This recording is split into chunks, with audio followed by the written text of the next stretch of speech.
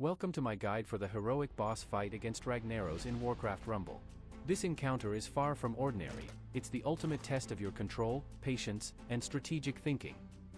If you want to survive this battle, you need to know what's coming, and when. Before diving into the phases, let's take a quick look at my deck and the specific roles of each unit. Arthas Menethil with Death Grip. Role: tanks and pulls ranged enemies toward him to minimize incoming damage. The Frost Aura slows nearby enemies, reducing both movement and attack speed. Excellent for controlling pushes and stabilizing the frontline. Gargoyle with Wing Buffet. Role: extremely mobile, perfect for quickly capturing towers.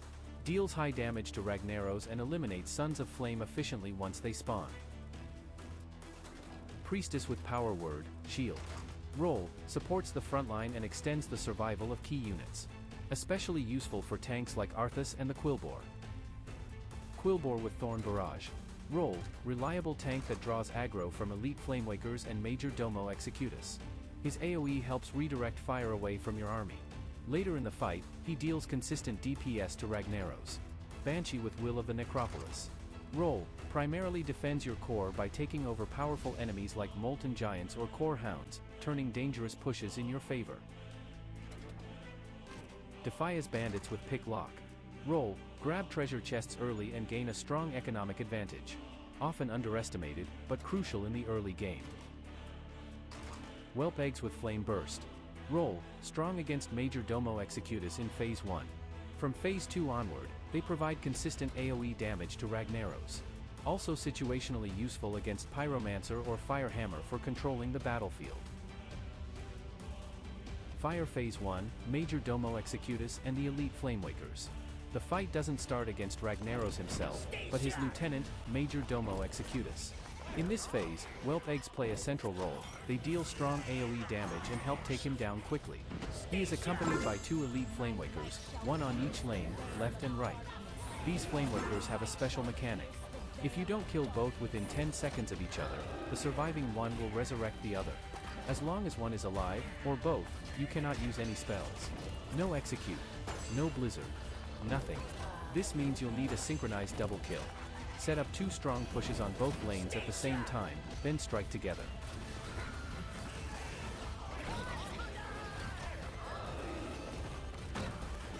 The Quilboar plays a key role here. He reliably tanks and redirects the Flamewakers away from your main force so your other units can advance with minimal losses. Only when both Flamewakers are defeated simultaneously and Major Domo falls, the real fight begins. Make sure to use Defias Bandits to secure chests and kobolds to capture gold mines.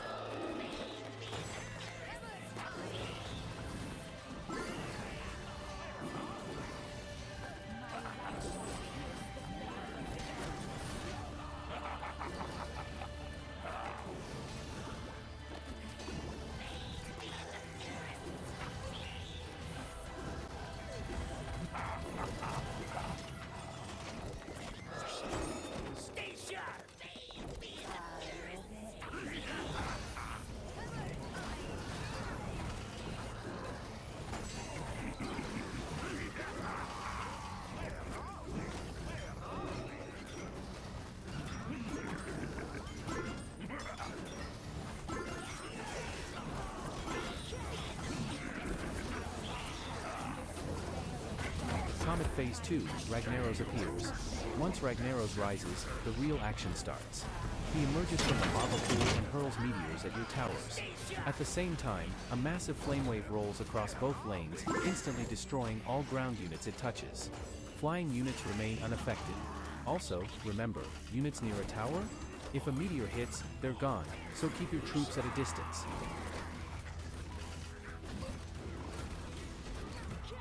Gargoyle and Quilboar are crucial to quickly reclaim towers.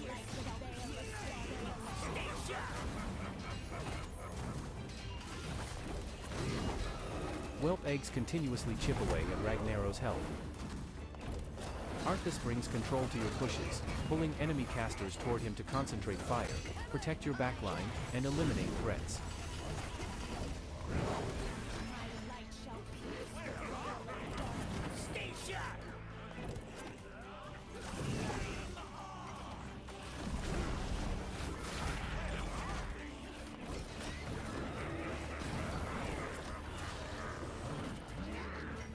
Banshee can take over core hounds near your base to strengthen your defense.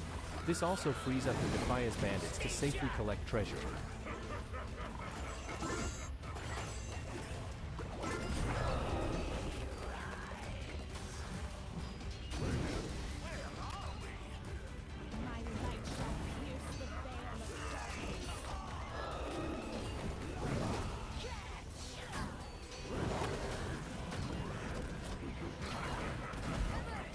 Fire Phase 3, Sons of Flame and Ragnaros return.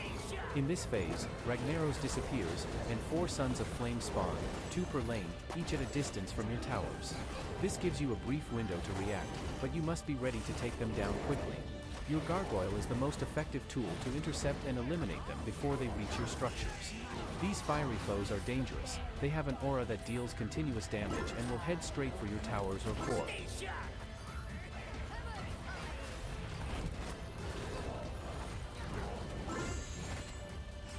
Ragnaros returns only after all Sons of Flame are defeated.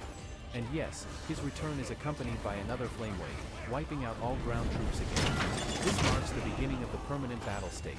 Ragnaros remains on the battlefield, your towers are reset, and you must reclaim control from scratch.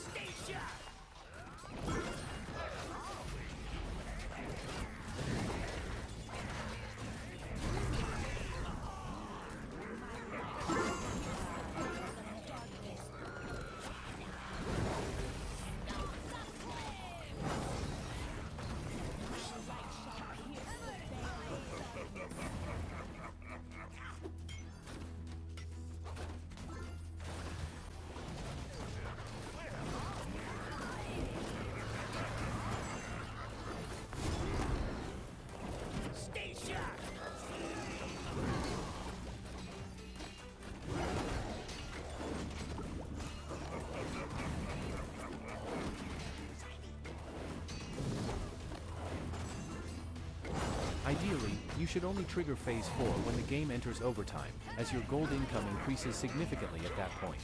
This gives you the resources needed to push continuously, withstand waves, and deal constant damage to Ragnaros. Cross Swords Phase 4, the final survival phase. Welcome to the endgame. Now, new Sons of Flame spawn regularly, along with 2 Flamewakers per side. They are fast, deadly, and target your towers and core. Especially dangerous, a Son of Flame often appears between the chest and your core. Use your Gargoyle to intercept him early. Ragnaros now remains permanently active and puts you under pressure with constant attacks and meteors. You have no margin for error. Arthas anchors your front line, pulling enemy casters to relieve your support units. Priestess stabilizes your team with constant healing. Banshee continues to neutralize high-threat enemies near your core. The goal here, survive and keep the pressure on. Whelp eggs deliver reliable AoE damage, while the Quilboar provides consistent pressure with direct hits and his Thorn Barrage. I hope this guide helped you navigate the Ragnaros heroic fight. Thanks for watching. If you have any feedback, positive or critical, feel free to leave it in the comments. I appreciate every bit of input and read everything. Did the first heroic Ragnaros run with a guide? Going in for a second one now, just to see how it goes, winky face. Have fun.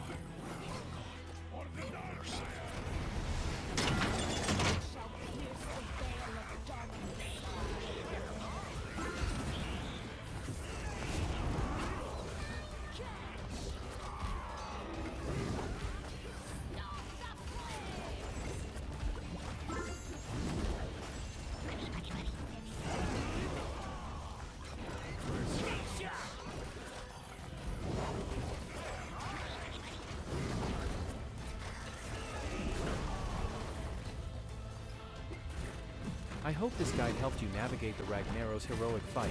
Thanks for watching. If you have any feedback, positive or critical, feel free to leave it in the comments. I appreciate every bit of input and read everything.